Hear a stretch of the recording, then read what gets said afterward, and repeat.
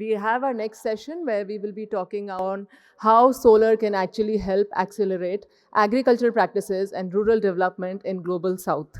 I know a session after lunch is always difficult, so I believe our session is going to be a true test of willpower versus food coma. So I would like to invite Dr. Ajay Mathur, who is the Director General of International Solar Alliance. As the world would know, Dr. Ajay Mathur, he has been a pioneer. He has been an extremely reputed person in the field of energy. And right now he is leading International Solar Alliance and taking it to the global stage. DG, please come. Thank you, Jyotsna. A very, very warm afternoon to all of you. It's a huge hall, and while there is an appreciable number of people present, they're dispersed all over the hall, and so it seems very empty. But hopefully, we will address this issue as we go along. Essentially, we wanted to discuss the energy used for farm mechanization. All of us come from countries where agriculture is important. And if we want to increase energy productivity, we want to increase productivity in agriculture,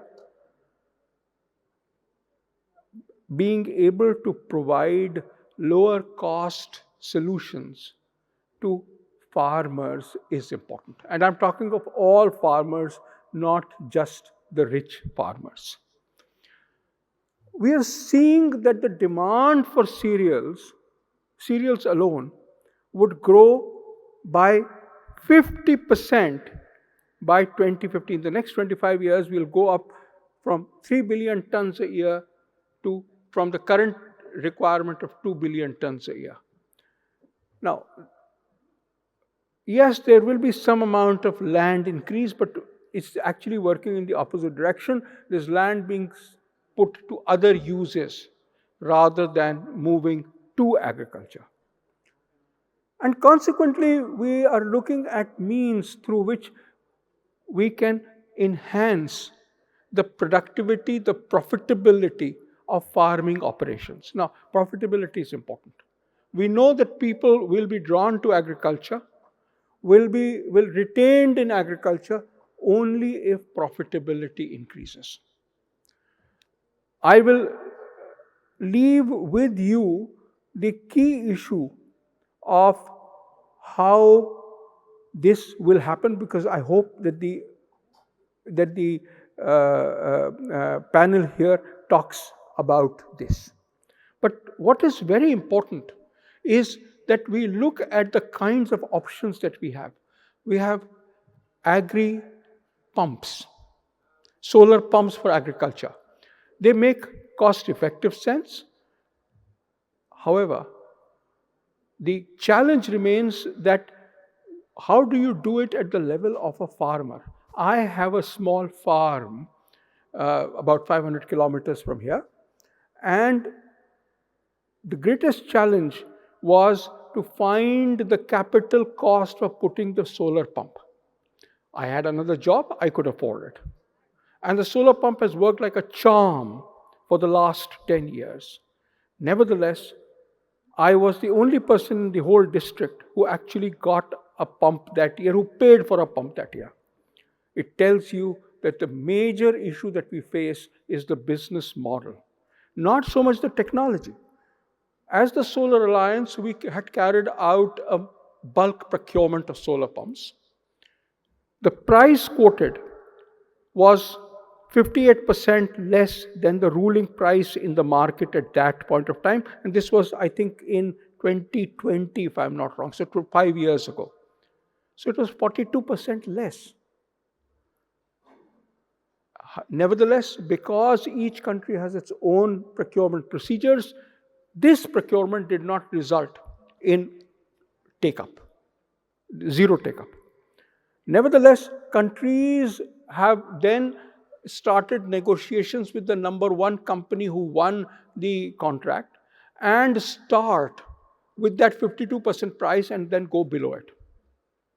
That is the price at which they make the pumps available. What we have also seen is that in the Indian state of Maharashtra, there has been a model in which solar farm or little solar facilities have been put outside substations. And they provide electricity during the day to farmers. It reduces the loss to the utility. It enhances the day availability of electricity to farmers, otherwise they were getting it at night. And at the same time, it's a process which lowers global carbon emissions. We see a convergence of interests. The Maharashtra government has now sought a loan from the World Bank to help make this process larger. So there are private sector companies who set up at the most 1 megawatt, 2 megawatts of solar plant to supply these agri-pumps. What I'm saying is that the business model matters. We also see a potential for solar cold rooms. And what they do, 2/3 of the solar cold rooms in India are in peri-urban areas. Only 1/3 are truly in rural areas. Most of these solar cold rooms work during the hours that the electricity is available and use diesel to generate the electricity for other times. It makes them very expensive. Solar cold rooms, on the other hand, are far cheaper. They use solar electricity during the day and also use the solar electricity to chill water, which is used to provide coolth when the sun is not available. Overall, it is cost effective. The challenge is, how do we find the entrepreneurs and money for the entrepreneurs to take this technology to across the world? As the Solar Alliance, we have done we've done demonstration projects in 8 different countries. And each country we are finding there are different reasons.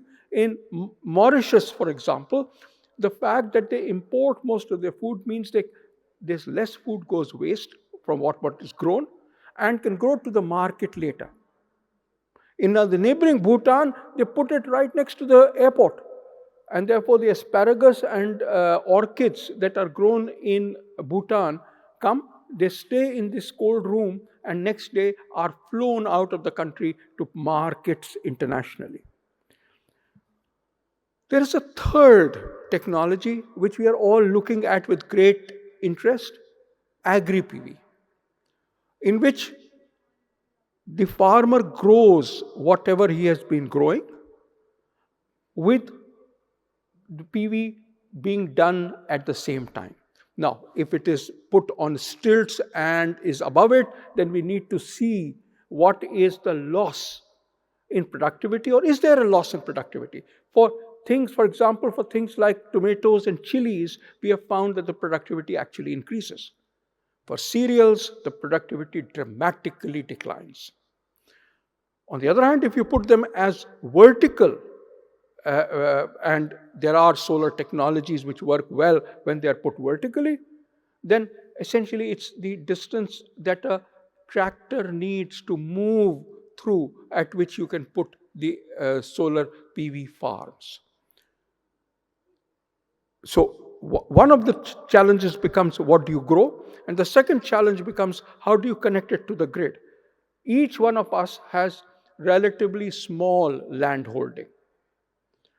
And therefore, as far as the grid is concerned, they're not going to take electricity from 100 different farmers. So we need models in which this electricity can be aggregated and then sold to the grid. Another agricultural technology is tractors. At the International Solar Festival, which we had organized in September last year, the organization who we are collaborating with right now, Shakti Solar, had put up an electric tractor, which they had funded the development of. And the pictures of the minister on an electric tractor went viral. The point is, it's a technology that is available. We need ways to finance it. Yes, there is an asset against which loans can be provided. But charging infrastructure remains a challenge. How do you charge this? And consequently, there is a market also for solar standalone chargers, which can charge these tractors, but can charge two-wheelers and three-wheelers, which proliferate in the rural sectors, particularly in India, Africa, and Latin America. I look forward to the discussion.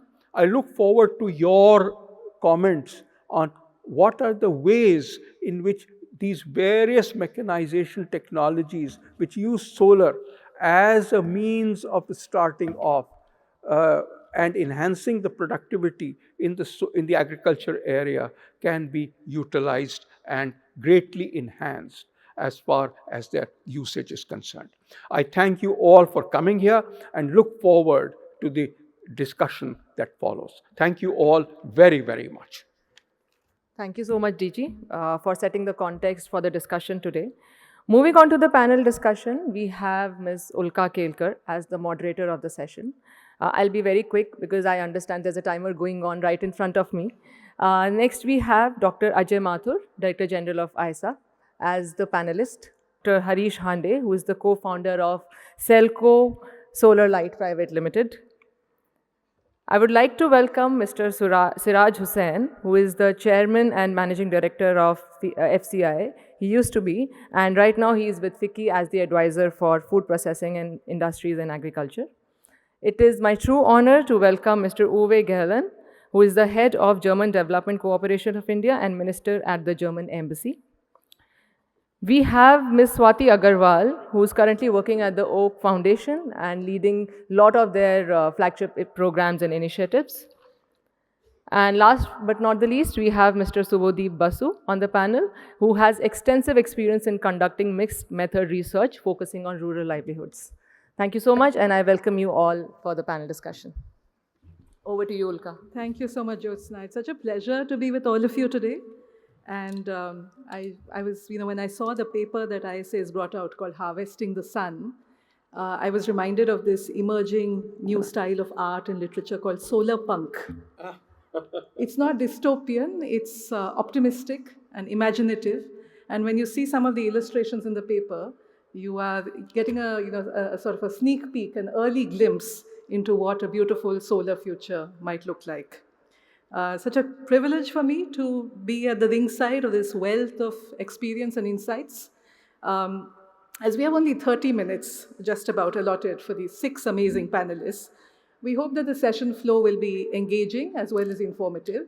And so to the audience, we will come to you for a couple of audience questions after the first round of remarks. So please be prepared with your questions. And to my colleagues on the stage, please do cooperate. Please do understand if I act not just as your moderator, but also as your timekeeper. So we'll have about 3 to 4 minutes for each person's opening remarks. I'm going to go in this order. We'll start with Mr. Hussain and Mr. Hande to speak about the Indian context. Then we'll turn to Mr. Gehlen and Dr. Mathur to speak about the international context.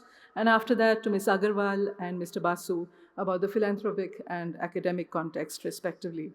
But before we turn to them, I just want to make 3 very brief points. They're data points. First, from WRI India's systems dynamics modeling, as we model low-carbon scenarios for India that are aligned with our 2070 net zero target and our 2047 development goals, we find that solar capacity will need to increase 20 times by the middle of the century. And this will mean also the land that is required for this. Second, from a couple of remote sensing-based papers that were published in Nature Journal, we see that the early solar installations that came up in India from 2016 to 2018, about 70% of them, the majority of them, came up on land that could be used for agriculture, cropland. And third, from our household survey in Paugada Solar Park, we find that the land lease income was surely beneficial to landed farmers. But for the landless farmers who were workers, finding alternative employment was not easy. Of course, there's a general trend to migrate to the city for work.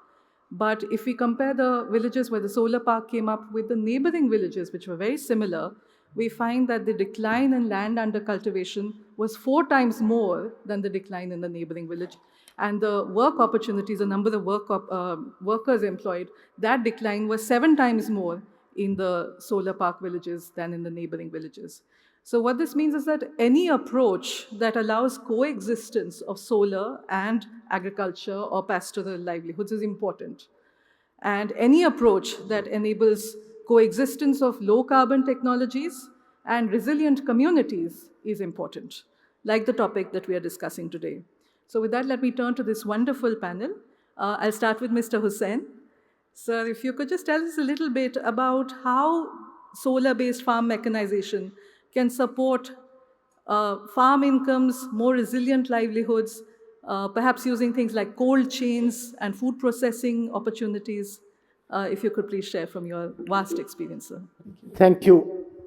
I think the solar pumps have been well accepted by the farmers across India.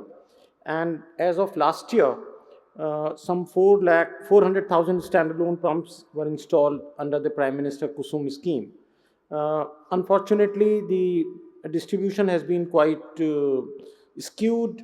While Haryana installed some 100,000 pumps, Punjab installed only 13,000 pumps. So solar pumps are well established, accepted by the farmers, and there is a subsidy scheme available. So let me bring some good news for you, Mr. Mathur and others. As you know, for solar cold storage projects, the Ministry of Agriculture did not have a specific scheme for providing subsidy for solar cold storages. Now, under the MIDH, the Mission for Integrated Development of Horticulture, recently the Government of India has approved subsidy scheme for solar cold storages also, which I think is a very good development. In any case, some state governments interpreted the scheme in such a manner that they were able to provide 75% subsidy for solar cold storages. Andhra Pradesh is an example, quite successful. Some FPOs have established it. The second piece of good news is that the MNRE, the Nodal Department of Non-Conventional Energy, has issued guidelines yesterday in which details about the financing of solar cold storages have been provided. Now, the third piece of good news is that Omnivore, which provides financing for various agri-tech projects, has assisted a company called EcoZen. I am sure you would have heard of it. EcoZen has been providing cold chain support to farmers and entrepreneurs across India. It has been quite successful. And I talked to their promoter this morning, and he said that there is very good acceptance. I think FPOs, the government, ISA, state governments have to do much more to take these developments to the public at large and publicize them so that we can have more and more cold chain projects, because the the chain losses in India are still very high.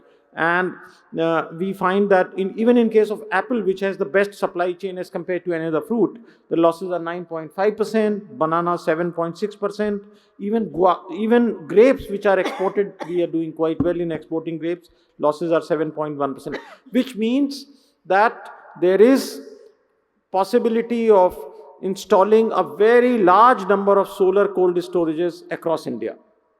Thank you. Thank you so much. May I now turn to Mr. Hande? If you could tell us a little bit about what financial models might work best and also meet the real needs of farming communities. And also, Harish, if you can also add what are the kinds of R&D that we need in this sector. And also, Ajay, how long have you been married? How long have I been married? Yeah. Forever. No, because this year we celebrate 30 years together on a panel. 1995, you and me have spoken. Wow. 1995 together. He's now challenging. No, thanks, Ajay. See, a couple of things. One is what's happening today, guys, that we need to rethink the way financing is. There are 4 parameters to financing, which unfortunately is not taught. One is capex, second is opex. The third part is in terms of the generational time span, that is asset-based financing and time. What happens in agricultural production as well as renewable energy, the finance that is available today is consumptive finance. You and me will not buy a house on a credit card. And the same type of financing that the farmers need is long-term asset-based financing for capex. Similarly, the way the Indira Gandhi International Airport or Bangalore airports are financed. It's a long-term finance, right? The roads, capex is long-term finance, opex is through tolls. But what we do for the farmers is that we actually put those rice mills and all the financing of water pumps as into OPEX financing and say that you need to be affordable, and then subsidies are created, right? We are not including the mechanism. So in Meghalaya, for example, if you look at the turmeric processing center, what the government did was it put up the common good, that is the infrastructure of turmeric. The women got working capital loan to buy the machines on a period of 8 years or 9 years. The working capital for the turmeric was given by the bank on 5 years. And suddenly there's a generational change of poverty, right? The next generation went out of power. How do you bring that simplicity or complexity of financing into these processes of building asset-based, capex, generational, and like the airports are asset-based financing is that what Russell used to speak for many years, right? That is missing. R&D of finance is missing. We are taught in one way. And secondly, what is happening, Ajay, what you said is, today we work on say there's a rice mill. Tell me which institution in our country is actually looking at innovations in rice mill, innovation in blacksmith, because we're all enamored by app, right? Because blacksmith blower is not something I'll write in my resume that will get me a job. Silk weaving machines. Today, when I design solar for a sewing machine, you complain that solar is expensive. Nobody thinks that the sewing machine is inefficient. Had the sewing machine been 30% more efficient, I actually did not require the subsidies. Right? We need, last point, rice mill. If anybody has seen how a rice mill works, you not only need, like when the power goes off, you need to put a diesel, you not only need a man, but you need a strong man to start the diesel engine. You have solar-powered rice mills, suddenly gender comes into play. Solar-powered hammer mills, suddenly gender comes into play. Those innovations, there is no innovations happening for the productive side of farming. And then make it aspirational. You have the same rusted blue rods. If washing machines have become composite with material, why can't we make our all aspirational? Aspirational, rework of looking at financing. Don't listen to the MBAs from IIMs. Recreate financing from an innovation perspective. That will change. Learn from our RRBs. Regional rural banks, what they did in 1969-70 to create the farm ecosystem of asset-based financing, the way water pump was financed in the 70s. That's the way how agriculture revolution happened, energy revolution will happen. Thank you. Thank you very much. Mr. Gehlen, from an international perspective now, what might an inspiring international partnership look like? Would you be able to outline that for us? Maybe sharing some of the experience from Germany and the work that you're doing around the world? I don't know how to answer that at exactly this point of time. And let me start, with kind of the white elephant in the room.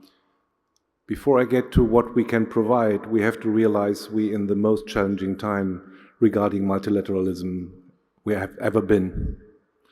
And so whatever I tell you now would be probably not different from what I said half a year ago. It's not necessarily a solution anymore. And this is let's face it as it is. Because the question would be if you have a general global approach on issues like this one, which needs a broad stakeholdership and a buy-in. And I think we sitting here on documenting one side of the coin as Indians and Germans in a strong partnership on this issue where we can just reiterate our buy-in on both sides, and then we go really to the way how it is. But we are getting a little bit lonely in that, honestly spoken. And let's think about how we just drum up the whole thing in a direction where we could just bring it forward in the way how we understand it would be necessary. Second point, I think the easiest thing to say is let's overcome one of the main patterns of human being. And this is structural conservatism and the tendency of stucking in your comfort zone. Because what does it mean? It doesn't mean that I would like to become people uncomfortable, but actually all the issues we are mentioning are related in providing solutions specifically isolated on certain different tasks, where the starting point is always the existing structure. When you go on a price calculation, for example, there is technology which is in place for about 100 years and developed slightly, developed the economic and social environment around it, which give the idea that this is the only way to go. And the reality is it's not. There are a lot of other ways to go and to proceed. And I see, for example, when you look on renewable energies, I always have to overcome the argumentation of the old standing structures and old standing solutions. This is really funny. We had these discussions in recently about, nuclear energy versus, it's from an economic standpoint now, it's without any ideological, when you only look on the numbers, you realize it's not comparable at all. It doesn't make sense. It makes probably sense for certain pockets or envelopes. I don't judge on that one. But compare the same thing to go for only one or the other one, this is absolutely senseless. And this is, where international collaboration comes in. We have to break these things. We have somehow to inform the market to avoid a further market failure.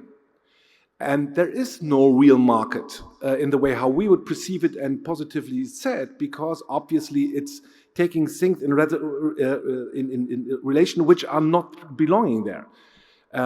Infrastructure is about traffic is a part of that. But even energy, when you look on it, and this is something where we would like to play further going on a role, because India is on this pathway and it's developing dramatically fast. And you can't count for the small examples, but for the larger scale. Let me just one short.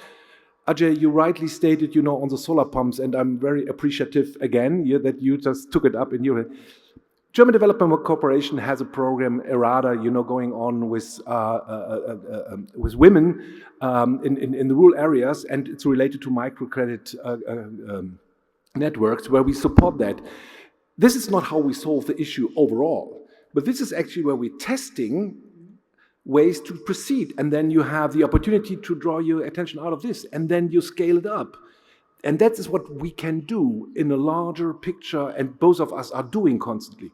We only need a buy-in for the other ones as well, and not people who are just drawing back the clock to times where I don't want to live anymore, honestly spoken. Thank you. Dr. Mathur, I'll now turn to you as the host of this session. Would you like to build on what you've heard so far and maybe share a little bit about how ISA can crack the finance puzzle, or perhaps it's some other barrier that the ISA can apply itself to? I think there are, as I hope that is clear, is that whether it is solar pumps or solar cold rooms or electric tractors, all of them are economically viable at the operating level. The issue is the first cost is high, the capex, as you said. We need to make that available. Now, very, very clearly, banks and financial institutions are hesitant in providing that. So the first answer is the point that you made, Harish. We need to focus on asset-based financing because these are assets. And if somebody does not repay, they can be repossessed. The second is, in order to provide large-scale finance, you need to provide the confidence, particularly to international investors, that they would get their money back. When we looked at the monies that have been provided by international finance, we found that the repayment was something of the order of 97%. Much higher than the domestic rate for repayments. What it means is that this is a perceived risk. And therefore, the organizations like the International Solar Alliance, and we are already doing it, we need to create a guarantee mechanism to help provide confidence to investors that if they don't get the returns, the guarantee will provide them the returns. I think this would help in the money flowing, and sooner or later the guarantee becomes redundant. The third part is, and I'll build on what Uwe just mentioned, the third part is that we need to share the good practices of one country with another. So if these things have worked in India, for example, what Mr. Hussain just spoke about, then we need to share these kinds of models, these financial models, these business models with other states in the country and with other countries as well. We are delighted that as the ISA, we have a partnership with GIZ on enabling these kinds of capacity building, these kinds of training in other countries. We would very much like to see how we can build on that. And also with GIZ, we have a program, I talked of agri-photovoltaics. So what grows under the photovoltaics? So what grows along with the photovoltaics? This is something I think 8 or 10 demo projects are on in many different agroclimatic zones to get that information. I believe that international organizations can play a major role in enabling the accelerated development of solar in the agricultural sector. Thank you so much. Swati, Ms. Agrawal, may I now turn to you? From a philanthropy perspective, how can we ensure that policy frameworks and private investments are really addressing the local needs? For example, how do we make sure that the crop choice or water use is judicious, or we create a kind of local workforce for servicing and maintenance of this equipment? If you could just reflect on that. Thank you so much, Ulka.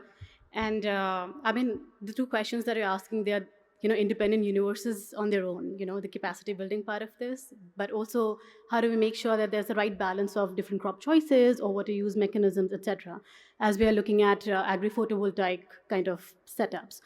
Now, I would maybe take a step back and take us through where we are in that journey on agri-photovoltaics in India. And Dr. Mathur touched upon that in his opening remarks, and Mr. Uwe also talked about it briefly. And if we look at it in terms of crop choices, I would divide that into two phases. Because today there are a couple of knowns in the space where we talk about how solar panels are going to work together with crop production, and there are a couple of unknowns. Now, one of the biggest unknowns within that space is the crop performance, because India has 128 agroclimatic zones.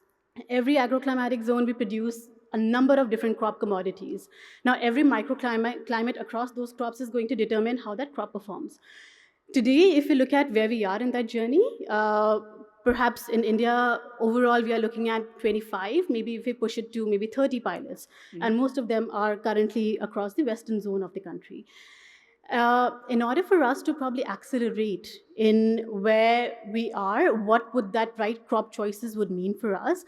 I think the first phase is to go with the existing crop pattern within the country and look at how solar panels are faring with them and how is it impacting its crop commodity and crop productivity, right? Because that is also one of the biggest risks that we heard from the communities on ground, the farming communities on ground, that how do we even take a bet on a technology like this when we do not know how is it going to impact my crops or my livelihood and income. So I think a lot more evidences around that to begin with needs to be created, even for us to make a decision on, okay, these are the right crops which are going to fare well with AgriPV, and these are the ones which probably we should look at it at a different stage. So that's the first phase, because here we are talking about the livelihood of the local community, so we do not have to be like 100% sure, we have to be 200% sure that this is the right. Now in phase 2, so once we have developed or generated enough evidences on what is going to work, for me the phase 2 is where now we try and marry both food security and energy security coming together, right? And on the other side, while energy transition is one big pillar of work in which we are headed, the other is also we are looking at big ambition around natural farming or diversification or what would be the right crop choices for India. And I would say that is where probably AgriPV kind of technologies could also provide a lever for us to maybe make those kind of transitions also faster, because the hypothesis tells us that the risk appetite might go down because you would have an additional income source from sale of energy or other productive capacities that could be generated into the local economy. So the risk appetite for a specific farmer to move towards better crop choices might go up. We do not know, it hasn't been tested yet. And I think which is where this platform also becomes so important, because it's not the kind of cases that we are going to generate or innovations that we are going to generate in India, but it's also how, as a global South or global economies, we come together to exchange our learnings so that we are able to accelerate faster. So, for example, the recent effort by GIZ itself, I mean, they created this ladder on different crops of how they perform with AgriPV. So they have 5 stages on the least preferred crop to the most preferred maybe crop capacity. Again, that is on the basis of very limited pilots that we have across the globe today. But as we keep on maybe moving faster on that, there'll be a lot more for us to be more confident around. And maybe that is where philanthropies and entities like ISA and others can also come in, because that helps us in moving much faster and maybe taking up that initial risk and de-risking the sector in terms of the innovations as well. So I think it's all about R&Ding what finance mechanisms are going to work, because the local communities are involved in this. Maybe R&Ding what are the right technologies, and how do we work together with that. When it comes to O&M and maybe capacities on ground as well, one of the things that we have heard, because last year, MNRE, the Ministry of New and Renewable Energy, they organized 100 workshops across 100 Krishi Vigyan Kendras in India to aware the communities on what AgriPV is, right? So, and what we were also hearing, there was a lot of interest, particularly, and going back to your point, Ulka, was from the landless workers, because now there is a potential for you to co-locate renewable energy with crop production. There is a potential that they're seeing in terms of what is in it for me and how can I upskill my capacities, and a lot of new innovative ideas emerging from the ground as well. So I think we just need to be alert to that, and maybe that would enable us to move faster. Thank you so Thanks. much. I'll turn exactly to Mr. Basu from the point that Swati made, which is, I think ICRIER came up with a paper also recently called Solar as the Third Crop. From an academic perspective, what have we learned from the knowledge generated? What are the knowledge gaps that still remain? Thank you, Ulka, for the question. So very recently, CREA released the report on agrivoltaics, and whatever I'm going to discuss, I'll speak on the basis of the research which we have just undertaken. So if we look, consider the gaps or challenges in terms of the pilot side. So our research was essentially based on stakeholder consultation, secondary research, and field visit to those pilot sites. So when we visited those sites, particularly 2 challenges we wanted to highlight that we have highlighted in our paper. One was, which Dr. Mathur also mentioned during his welcome address, lack of farmer-centric business model. If you look at the management and ownership structure of the 20-25 odd pilots, agrivoltaic pilots that we have in India, majority of them are in academic institutions run and managed by institutions, or they are basically private developer led, where the farmer's role is essentially limited to leasing out land to the private developer. So you do not have farmers who is owning the agrivoltaic site and also managing it. So that we felt is one gap and challenge in terms of the current situation in agrivoltaics in India. The other challenge is also kind of the point has been raised by my co-panelist here. If we talk about the knowledge gap, one critical point of data would be the impact of shaded infrastructure and crop productivity, impact of solar infrastructure and crop productivity. We have very less information currently from the pilots that we have on that. Whether there is a yield reduction, is there an yield increase? We do not really know as of now. KVK was very kind enough to share some of the information during the presentation, and we realized that there is a range of yield reduction between 5 to 20%. And apart from that, if we consider Kazri plant in Jodhpur, they have documented some of the results, research. But apart from these 2 plants, most of the plants we do hardly know anything about the crop productivity. So that we feel is kind of another bottleneck that currently exists. However, there are also crucial lessons that we can possibly draw, not just from the India's context, but globally. In our paper, the first section of the paper actually focused on some of the agrivoltaic plants across other countries and what policies they have incorporated to accelerate adoption. So countries like Japan, China, USA, the agrivoltaics currently is operating at a more mature stage there compared to India. If we particularly take the example of Japan, let's say, they have certain standardized norms, in particularly to agrivoltaics. So how much of yield reduction is allowed? There is a permissible limit to 10 to 15% compared to the neighboring lands. In India, we do not have any such specification. In Japan, there is also this specification in terms of what percentage of land would be designated for agriculture and 1% would be there for solar. Because in India, again, we do not have any such specifications, and in the absence of specifications, what could possibly happen is that, the energy management and sale could gain precedence over agriculture, which could harm the agrarian interest. So these, I feel, in terms of standardization norms, are certain crucial lessons that India can draw from other countries, because currently in agrivoltaic scenario, we do not have a prescribed description or definition of what exactly agrivoltaics is. So having those standardized norms, I feel, could, further the goals of the community, and help uplift the rural livelihoods of people. Thanks. Thank you so much. We did promise the audience questions, so if there are one or two very brief questions, we'll be happy to. Yes, please go ahead. I don't think there are mics, but we can hear you. Are there mics? Please, just go ahead. Go ahead. And we will repeat the question. Yeah, good afternoon. So my name is Tirthankar Goel. I'm the head corporate affairs with EcoZen. So we are the leading company who is dealing with the solar water pump and the solar cold storage. So my question to all the esteemed panelists, I ask a very relevant question. I mean, just a day before yesterday, MNRE, they issued the guidelines for the solar cold room, first time. And MIDH, they released the guidelines in terms of the cost norms after 10 years in India. And there's an NCCT guidelines which was introduced on just a few days back. So, I mean, if one of you can, or maybe all of you can, can correlate these three guidelines and tell us how to, make a success story in India, it would be very grateful for us. Otherwise, I mean, what some of the panelists told, we are trying to make an impact on the ground with our solar cold room. We are going there. We have refused to take the order from many state governments.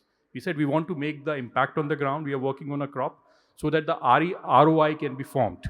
And we have reached out to those crops on the state-wise where the end user, they can be benefited in terms of the return of interest. Thank you. We'll thank you. We'll see if there's an easier question also from the audience while the panelists think of the response to this. Mr. Mathur can. Any other questions? Anything? This is the most relevant, huh? Maybe Mr. Hussain can start. I think so. I think Mr. Hussain is best placed to untangle some of these policies. Yeah, so I mentioned EcoZen, and I think going forward, it should be possible for the state governments to promote setting up of cold storage projects at the farm level and at the FPO level, so that the losses in the supply chain can be reduced. As I mentioned, the losses are as high as 10 to 15% for fruits and vegetables, and that is why we find such a large fluctuation in prices of fruits and vegetables. We had 42% inflation a couple of months back. I think EcoZen has done very well. In fact, their promoter had come to me in 2013 when I was Secretary Food Processing. I spoke to him this morning. So you have done a good job, and I hope that many other companies will also be able to come up with technologies which will be found suitable by FPOs to reduce their losses and to improve the supply chain of fruits and vegetables. Thank you. Thank you very much. I'm going to ask Mr. Hussain, FPOs is clearly the way to go forward. Are there any other options for India or globally? And I'm going to ask Harish. Harish, you had spoken about the poor energy efficiency of the basic product. Rice mill is what you had talked about. What are the 3 or 4 low-hanging fruit where you believe energy efficiency can help us to solarize them at a lower cost? Mr. Hussain and then Harish. I think it should be possible for India to demonstrate these technologies to at least the neighboring countries and also countries in Africa. But I think there is a lot more work which is needed within India. And I hope with these guidelines, there is more clarity about the norms of machinery and cooling, etc., etc. It should be possible to, attract much higher level of private investment. In fact, one point which I keep mentioning, Mr. Mathur, in the last year's union budget, this year's union budget also, it was announced that some 11.11 trillion rupees are available for investment in infrastructure. Correct. Most of that money is going for railways, ports, defense, and so on. You would not have heard of that investment going for agriculture. For agriculture, you only have the Agriculture Infrastructure Fund, under which the Government of India provides only 2 to 3% subvention. So we do need a lot of financing, which you mentioned, easy financing for farmers to access, so that they can actually set up these projects. One last point is that it is FPOs and also the cooperatives, because now the Government of India is moving, in a direction to enormously promote cooperatives. So quickly, Ajay, there are 2 or 3 low-hanging fruit. If you look at the dairy value chain itself, from milking machine to khoya making machines, there are a lot of low-hanging fruits. Millet value chain, excellent. From millet graders to millet processing to millet value chains. So what we have to do is pick up from the MORD 18 crop value chains, break those value chains. Like the dairy value chain is from hydroponics, cowshed, redesign of the cowshed to increase milk production during heat stress, milking machine solar powered milk chillers, solar powered khoya making. Same thing millet, same thing poultry, same thing oil. All these are low hanging, where we have immense potential to work on. Rather than looking from a solar perspective, can you look from a value chain perspective? Actually, it was this last phrase which I think leaves us a huge bit to think about. Thank you very much. Thank you, Ulka. Meanwhile, I would like to request panelists to be on stage for a group picture, and I'm requesting Shri from Shakti Foundation to quickly give concluding remarks for the panel discussion.